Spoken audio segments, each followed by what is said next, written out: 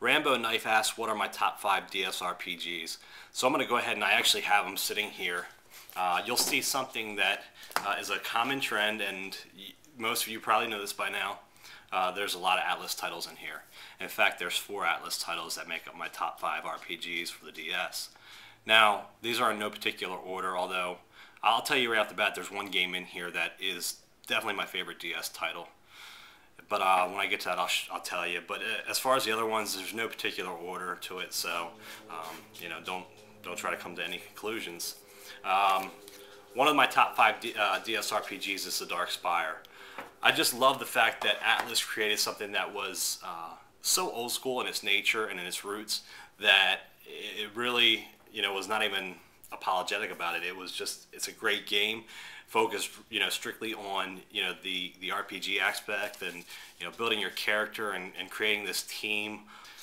Now this one here is my favorite game on the DS. It is Nights in the Nightmare. I've never really talked a lot about this game. I have said some things about it, but just such a unique game. And you know, you could classify this as so many different things.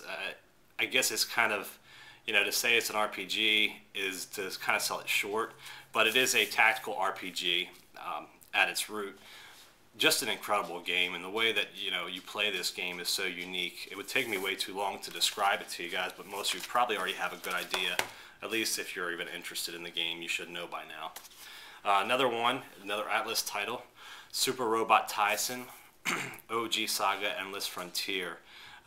This game, the way that you played out the battles and just the unique battle system was great. Now the story is kind of throwaway.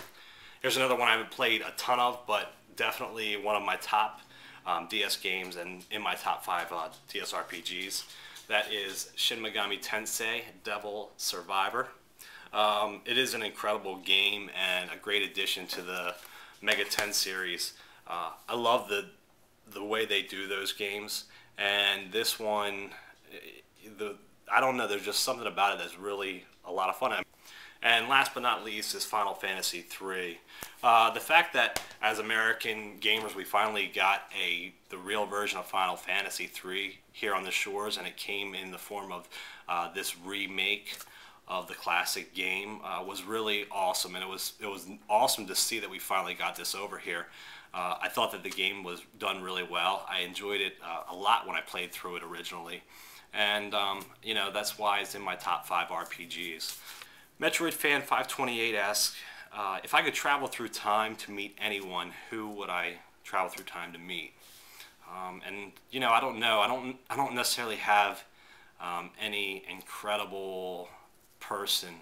I guess I would just say that I would like to be able to meet and really know my great-grandfather, or maybe even the first one of my ancestors who came over to America, just so I could see some of my family roots. But I was alive when my great-grandfather was alive. However, he died shortly after my birth, and I've just heard so many amazing things about him from my mom that it would just be really cool to be able to travel back through time to meet him and be able to talk to him and just see the personality that I've heard so much about. Mosufo asks, how many hours a week do I spend gaming? I believe there's somebody else who asked that too. If there is, I'll get to that. It's kind of interesting, and this might be a little surprising to some of you, but honestly, when it comes down to it, I probably spend about 4 hours a week gaming. Not a whole lot. It just really depends on how much time I have for gaming and also what games are out at that current time. Like when Call of Duty, or not, I'm sorry, I always say Call of Duty, but when World at War, it's not World at War either. When Modern Warfare 2 comes out, I'll probably be spending a lot of time playing that game, and my gameplay will go from 4 to probably 20 plus hours. A lot of my gaming is also spent right before I go to sleep, so I'm playing my DS in bed. That's what I like about the DS so much, I think, is the fact that I can just play it while I'm, you know, laying in bed next to my wife, and it keeps her happy as well. But I just don't have a lot of time to game as I used to. Fender720 asks, if I had a time machine that could take me anywhere, past, present, or future, which era would I choose? It's hard to say. I definitely wouldn't want to go into the future, just the way I see things nowadays. I don't think there's going to be anything that makes our future any better. I think it's going to be much, much worse. So I wouldn't want to travel into the future. I think I would like to go back to, I don't know, the 60s, 70s, or 80s, or maybe even like the turn of the century, you know, even earlier, just to see what it was like, you know, around those times. But I would say maybe the 80s, because as a child of the 80s, there were so many things that I remember that are so awesome. I would like to be able to go back to that and, you know, experience again the arcades at the malls and, you know, just some of the cheesy stuff that we had growing up. You know, the cartoons, which weren't cheesy, I thought they were great.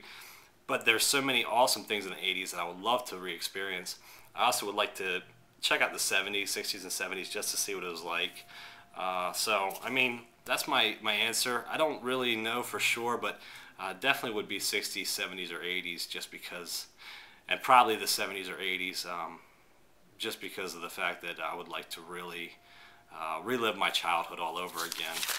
So the next question comes from Splatter Trigger, awesome YouTuber. I just mentioned him a little while ago.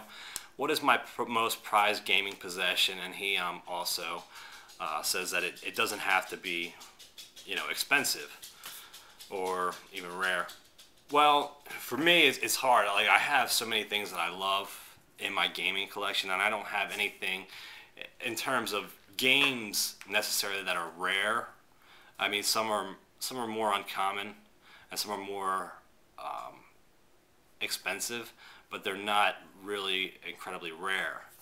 So mine actually come in the form of not peripherals, but just different things that I actually got when I was working as a GameStop manager. And there's three different things. The first thing I would say that is kind of a prized possession for me, just because you can't really find it anywhere. You're going to have to just come across it by luck, is that the PS2 kiosk that I have. I think that's just a unique item to be able to own. But also there's two other things. One thing was sent to me by Sony, and it was done as kind of to coincide with the launch of Heavenly Sword and to get the managers of GameStop excited about that. And that is the Heavenly Sword letter opener. I've shown this in several of my different videos. What I like so much about this is the fact that it's not something that was sold at stores. You know, you couldn't buy it from a website, but you know, you could only get it if, I don't know where else they gave it out at, but you know, if you're a GameStop manager, and just some other things that they did, I think through launch parties and things like that. So the fact that this is not a very common item and not one that you could just go and pick up and buy is in and of itself unique. And also, to go along with that, I really love the game a lot. I know that a lot of people said that it wasn't as good as it should have been because it was too short, but the game was just, in my opinion, an incredible game for the PlayStation 3. And you know, that makes this all the more of a cherished item for me. And it's also really cool looking. But this is probably even more, this next item is probably even more of a more prized possession for me as far as gaming related. And that is this here, which inside of it is the faceplate for BioShock. Now, it's not just any faceplate. This faceplate was sent out to managers of GameStop when the game BioShock was released. It's actually a hand-painted faceplate. The awesome thing about this is that it is numbered, and I don't know if you'll be able to see here on the back, but right in there it's numbered as 4038 out of 5100.